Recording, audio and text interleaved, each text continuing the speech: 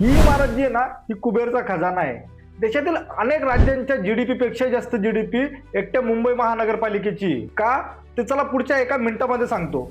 आपली बीएमसी जी आहे ना, ती आशिया खंडातील सगळ्यात मोठीच नाही तर सगळ्यात श्रीमंत अशी महानगरपालिका आहे. फक्त एका वर्षाचं बजेट तब्बल 74,000 कोटी रुपये आहे. म्हणजे जगातील अनेक 50 देशांपेक्षाही जास्तचं बजेट एकट्या बीएमसीचं आहे. मुंबई महानगरपालिकेच्या अंतर्गत 227 जागांवरती निवडणूक लढवली जात असते आणि ज्याच्या हातामध्ये बीएमसी आहे त्याच्याच हातामध्ये मुंबईचा राजकीय आणि आर्थिक कंट्रोल असतो. म्हणूनच मुंबई महानगरपालिकेच्या इलेक्शनला मिनी विधानसभा निवडणूक सुद्धा म्हटली जात असते. तर माझ्यासारखं तुम्हाला पण प्रश्न पडत असेल की इतका जास्त पैसा वापरला कुठे जात असतो, तर सांगतो.